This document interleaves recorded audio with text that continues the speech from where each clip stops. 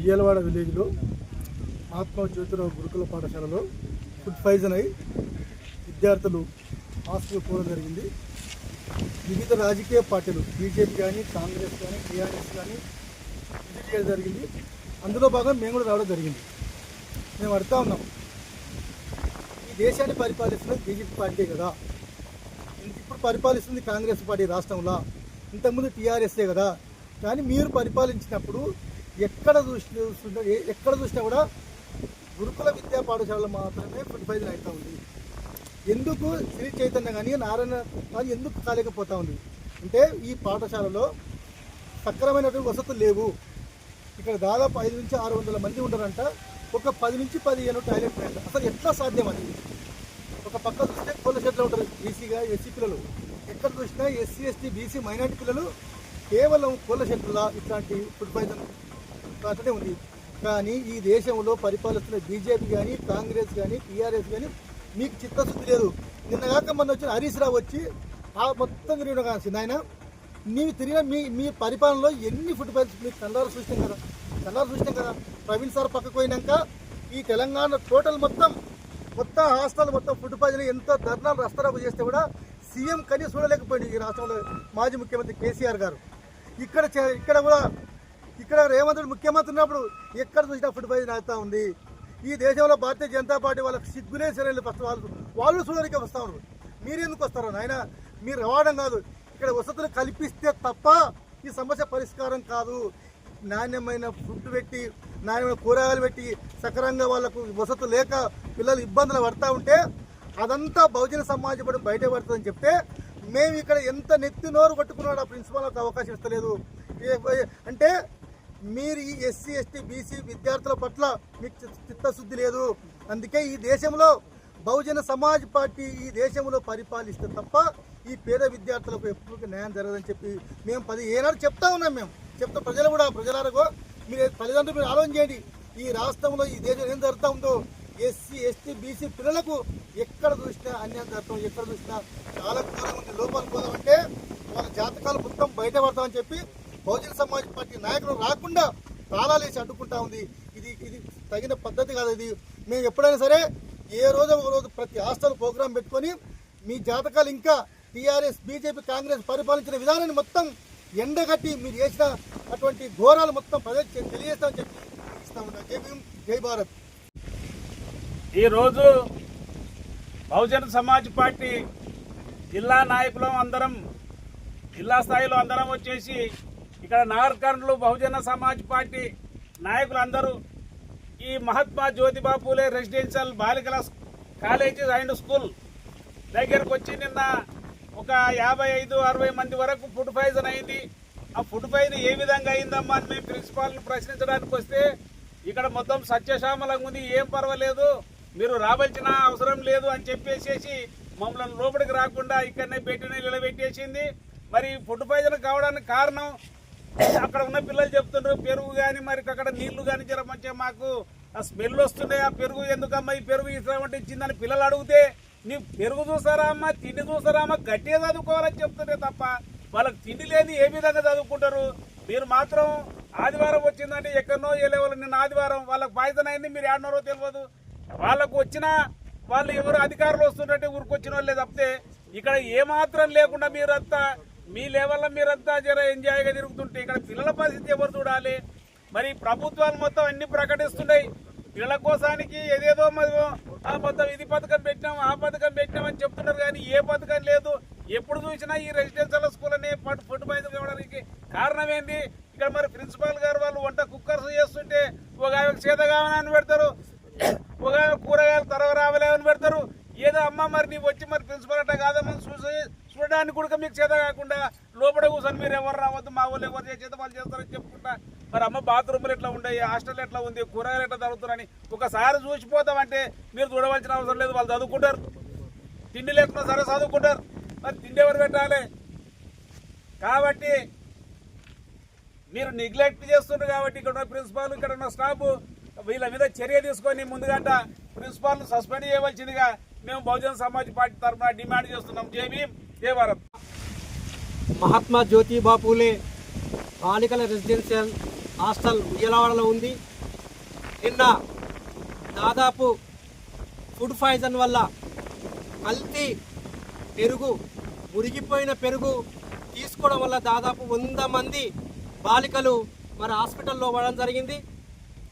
మరి దాన్ని ఈరోజు బహుజన్ సమాజ్ పార్టీ మరి ఈ హాస్టల్ని విజిట్ చేయడానికి రావడం జరిగింది.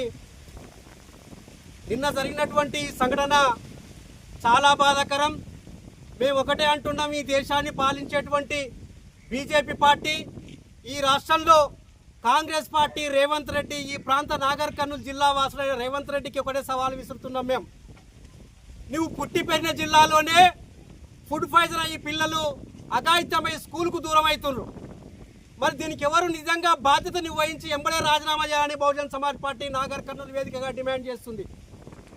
మరి ఈ నాగర్ కర్నూలులో ఒక 600 మంది అతి తక్కువ స్థలంలో ఉంటూ మరి అక్కడ మరుగుదొడ్లు సరిగ్గా లేవు, ఫుడ్ సరిగ్గా లేదు, మరి ఏ విధమైన సౌకర్యాలు లేకుండా మరి అనారోగ్యాల పాలైతే మరి ఈ యొక్క ప్రభుత్వం, చేతకాని ప్రభుత్వం మరి నిస్సిగ్గుగా మరి పరామర్శల పేరు మీద రావడం చాలా సిగ్గుచేటని బహుజన్ సమాజ్ పార్టీ ఈ వేదికగా తెలియజేస్తున్నాం. మేము ఒకటి తెలియజేస్తున్నాం, ఈ రాష్ట్రాన్ని పాలించే రేవంత్ రెడ్డి కాంగ్రెస్ ప్రభుత్వాన్ని నిజంగా మీరు ఈ 6 గ్యారెంటీలు తర్వాత ప్రజలకు మంచి వాతావరణం, మంచి విద్యను అందిస్తానని మీరు వచ్చింది, కానీ మీ పాలన 2 ఏళ్లలో విఫలమైపోయింది. మీరు సిగ్గుతో తల వంచుకొని మీరు రాజీనామా చేయాలని బహుజన్ సమాజ్ పార్టీ వేదిక తెలియజేస్తుంది. అదేవిధంగా మరి నాగర్ కర్నూలులో మరి స్కూల్ దగ్గర ఈ రెసిడెన్స్ దగ్గర వచ్చి దాదాపు మేము గంట సేపు అయింది బహుజన్ సమాజ్ పార్టీ. ఇక్కడ ఉన్నటువంటి ప్రిన్సిపల్ గారు డైరెక్ట్ చెప్తున్నారు మీకు కలవలేదని. మేము ఒకటే అంటున్నాం, బహుజన్ సమాజ్ పార్టీ దేశంలో జాతీయ పార్టీగా పార్లమెంటులోనే రాజ్యసభలోనే పిల్లల గురించి మాట్లాడినటువంటి ఏకైక party Bahujan Samaj party. Principal గారు మీరు చరిత్ర తెలుసుకోండి బహుజన్ సమాజ్ పార్టీది. మా పిల్లలు ఇంట్లో ఎస్సీ ఎస్టీ బీసీ మైనార్టీ పిల్లలు చదువుకుంటున్నారు. వాళ్ళు అనారోగ్యాల పాలై మరి బెడ్లో పడుతున్నారు. కానీ నిన్న వచ్చినటువంటి రాజేష్ రెడ్డి పిల్లలు ఎవరు తింటలేరు, రాజేష్ రెడ్డి పిల్లలు ఇళ్ళ లేరు, హరీష్ రావు పిల్లలు ఇళ్ళ లేరు, రామచంద్రరావు బీజేపీల పిల్లలు ఇళ్ళ లేరు. బహుజన్ సమాజ్ పార్టీ కోరుకునేటువంటి పేద పిల్లలు ఆ పిల్లలు ఉన్నారు కాబట్టి ఆ పిల్లల కోసం మేము నిరంతరం పోరాటం చేస్తాం. ఈ దేశంలో జీవించే హక్కు ఆర్టికల్ 21 ఉంది. ఆర్టికల్ 21 ప్రకారం మీరు మంచి భోజనం పెట్టాలి, మంచి విద్యను అందించాలి.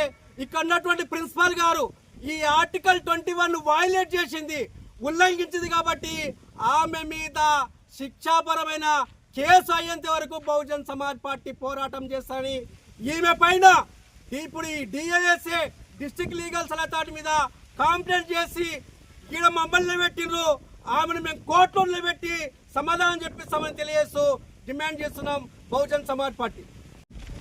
బహుజన్ సమాజ్ పార్టీ ఆధ్వర్యంలో నాగర్ కర్నూలు జిల్లా కేంద్రానికి అతి దగ్గరలో ఉన్న ఉయ్యలవాడ గ్రామంలో ఉన్న మహాత్మా జ్యోతిబా ఫూలే గురుకుల పాఠశాల సందర్శనకు రావడం జరిగింది. ఈ సందర్శనను ఇక్కడున్న ప్రిన్సిపాల్ గారు అడ్డుకుంటా ఉన్నారు. గేటుకు తాళం వేసి మీకు అలో లేదండి అని చెప్తా ఉన్నారు. నిన్ననే 24 గంటలు గడవక ముందుకే భారతీయ జనతా పార్టీ రాష్ట్ర అధ్యక్షులు వాళ్ళ బృందం ఈ పాఠశాలను సందర్శించడం జరిగింది. కాంగ్రెస్ పార్టీకి సంబంధించిన మినిస్టర్ జూపల్లి కృష్ణారావు, స్థానిక శాసనసభ్యులు గౌరవ రాజేష్ రెడ్డి గారు కూడా సందర్శించడం జరిగింది. ప్రతిపక్ష పార్టీ పాత్ర పోషిస్తున్న బీఆర్ఎస్ పార్టీ హరీష్ రావు, ఇక్కడ మాజీ శాసనసభ్యులు కూడా ఈ పాఠశాలను సందర్శించడం జరిగింది. మరి ఎందుకు బీఎస్పీ పార్టీ సందర్శించొద్దని మేము అడుగుతా ఉన్నాం. రూలు గంటకు మారుతుందా? నిన్న ఉన్న రూలు ఈరోజు లేదంట. అంటే రూలు ఎవరు ఫ్రేమ్ చేస్తూ ఉన్నారు? బహుజనుల కోసం భారతదేశ వ్యాప్తంగా కొట్లాడుతున్న పార్టీ బీఎస్పీ పార్టీ. ఈ బీఎస్పీ పార్టీకి దీంట్లో అవకాశం లేదు సందర్శించడానికి అని చెప్తారు. అంత మంచిగుంటే మరి ప్రిన్సిపాల్ ఎందుకు భయపడతా ఉంది? ఎందుకు అధికారులు మా ఫోన్లు ఎత్తట్లేదు? మీకు ఏమి ఇబ్బంది లేనప్పుడు మా ఫోన్లు ఎత్తి మా పిల్లలు ఎట్లున్నారో మాకు చూపించాలి కదా. జైలుకి వాడికి పోతే మా ఆధార్ కార్డు జిరాక్స్ తీసుకొని మా సంబంధించిన ఖైదీలను తీసుకొచ్చి ఆడ కూర్చోబెడతారు, మీరు మాట్లాడుకోండి భయ్య అని. కానీ ఇది జైలు కంటే దుర్మార్గంగా మారింది. జిల్లా కలెక్టర్ గారు ఇప్పుడు బాధలో ఉన్నారు. సార్ మీ బాధ మొత్తం తీరిన తర్వాత అసలు బీసీ వెల్ఫేర్ అధికారులు ఎవరు, ఆ ప్రిన్సిపాల్ ఎవరు, ఎస్సీ వెల్ఫేర్ అధికారులు ఎవరు, ఆ ప్రిన్సిపాల్ ఎవరు, ఎస్టీ వెల్ఫేర్ అధికారులు ఎవరు, ఆ ప్రిన్సిపాల్ ఎవరు, మైనారిటీ వెల్ఫేర్ సంబంధించిన వాళ్ళు అందరిని పిలిచి ఒక మీటింగ్ పెట్టండి సార్. ఒక 5 నిమిషాలు కరెక్ట్ డ్యూటీ చేస్తే మా పిల్లలకు ఏ బాధ ఉండదు.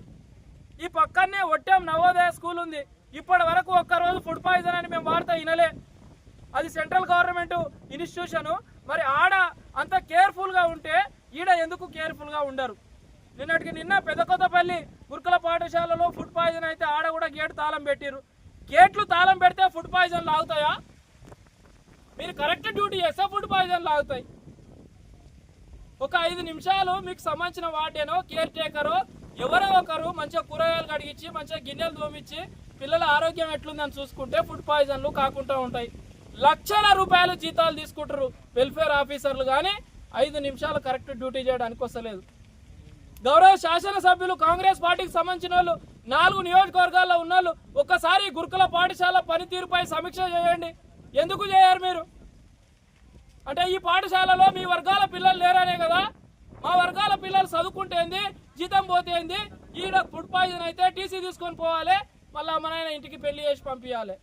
ఇదే కదా మీ ఉద్దేశం? యంగ్ ఇండియా ఇంటిగ్రేటెడ్ స్కూల్ అంటారు. ఆ స్కూల్ ఎక్కడో కానీ ఉన్న స్కూళ్ళను అయితే మంచిగా చేయండి అబ్బా. ఉన్న స్కూళ్ళను మా పిల్లలకు ఈ ప్రభుత్వం వచ్చిన తర్వాత అనేక ఫుడ్ పాయిజన్లు వీటి పైన మీరు గనక జిల్లా కలెక్టర్ గారు 4 నియోజకవర్గాల శాసనసభ్యులు చర్యలు తీసుకోకపోతే తప్పకుండా మీ ఇండ్ల ముందుకు వచ్చి కూర్చుంటుంది బహుజన్ సమాజ్ పార్టీ.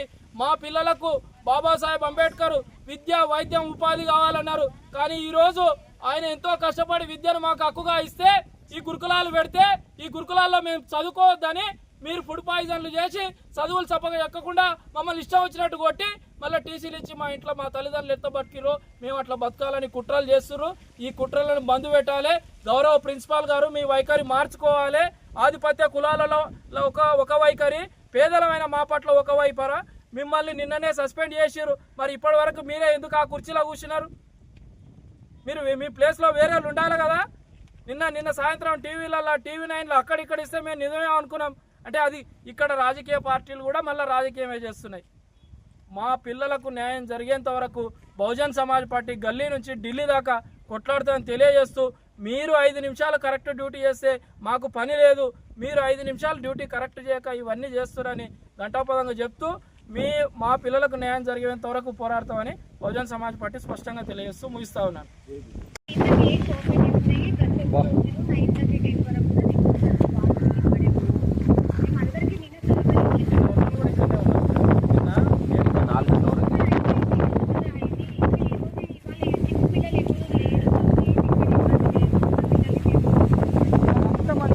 మమ్మల్ని లోపలికి అలో చేయడానికి మీకేమైంది మేడం? అంతా ఓకే, మీరన్న వర్షనే మాట్లాడాలి. అంతా గుడ్ ఉంది, వీళ్ళు గుడ్ ఉన్నప్పుడు మమ్మల్ని మేమైతే పిల్లల్ని బయటకు తీసుకురావాలి. క్లాస్లో పరిసరంలో పోతే 4 మాటలు మాట్లాడతారు. మీ ఆర్సీఓ గారికి కాన్ఫరెన్స్ పెట్టండి. మా ఫోన్లో ఎందుకు తెలియదు ఆర్సీఓ గారు, కలెక్టర్ గారు లేరు.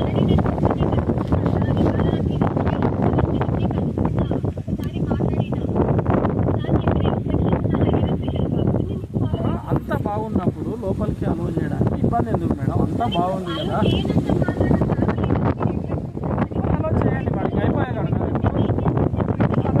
5 మందిని పంపండి, ఒక ఇద్దరిని పంపండి, ఒక 5 మందిని పంపండి. స్టూడెంట్స్తో మాట్లాడతాం కదా మేడం. ఇప్పుడు మీరు కాదు కదా ఫైనల్. 5వ తరగతి క్లాస్ స్టూడెంట్స్తో, 10th క్లాసులతో, ఇంటర్మీడియట్ మేమేం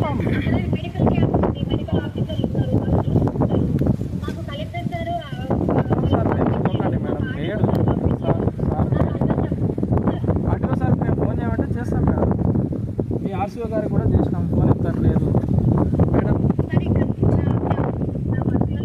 ఓకే మేడం నా పేరు వినండి మేడం, ఒక నిమిషం. నా పేరు భువనేశ్వర రామచంద్ర, అడ్వకేట్. మీ దగ్గర కూడా నేను లీగల్ క్యాంపులు ఇచ్చిన మీ దగ్గర. నేను సబితా మేడం జడ్జి ఉన్నప్పుడు నేను డిస్ట్రిక్ట్ ప్రెసిడెంట్. నేనేం లేదు, నేను డిస్ట్రిక్ట్ ప్రెసిడెంట్ ప్లస్ అడ్వకేట్ ఈ పార్టీకి. నేను గేట్ ముందరలే అమలు చేయండి, మేము విజిట్ చేసుకున్నాం.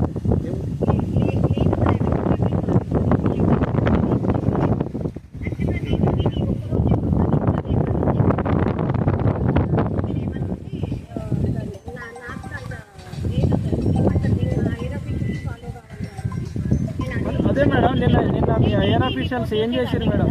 హరీష్ రావు వచ్చినప్పుడు, బీజేపీ రాష్ట్ర అధ్యక్షుడు వచ్చినప్పుడు, మర్రి జనార్దన్ రెడ్డి వచ్చినప్పుడు, రాజేష్ రెడ్డి వచ్చినప్పుడు, జూపల్లి కృష్ణారావు వచ్చినప్పుడు వీళ్ళందరూ మనుషులే కానీ బీఎస్పీలు మాత్రం మనుషులు కాదు. What is this madam?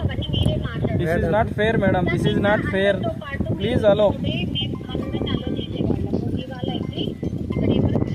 లేదు మేడం, ఉన్న వాళ్ళతో మంచిగా ఉన్న వాళ్ళతోనే మాట్లాడతాం. మంచిగా ఉన్న వాళ్ళతో మాట్లాడితే మెసాలు చూపియండి, మాకు కూరగాయలు చూపియండి, మాకు వాష్రూమ్స్ బాగాలేవని పేరెంట్స్ రాత్రి మా 10-15 మంది ఫోన్ చేశారు. 25 కావాలిగా మేడం. పొలిటికల్ భారతదేశంలో రాజ్యాంగం ఉంది. అన్ని పార్టీలకు ఏ రాజ్యాంగం ఉంటే మా పార్టీ కూడా అదే రాజ్యాంగం ఉంది. లేదు ఇక్కడ బీసీ వెల్ఫేర్ ఉయ్యలవాడలో వేరేది ఉందంటే చెప్పండి. అవే పార్టీలు వాళ్ళే మనుషులు, మీది పార్టీ కాదు, మీరు మనుషులు కాదంటే చెప్పండి. అట్లా కూడా దానికి కూడా రెడీ. నిన్న ఏ రూల్ ఉన్నదో 24 గంటలకు ఒక రూల్ అయితే మారదు కదా మేడం. 24 గంటలకు ఒక రూల్ అయితే మారదు కదా. 12 గంటలకు ఒక రూల్ అయితే మారదు కదా. రూల్ ఎప్పుడైనా ఒకటే ఉంటుంది కదా.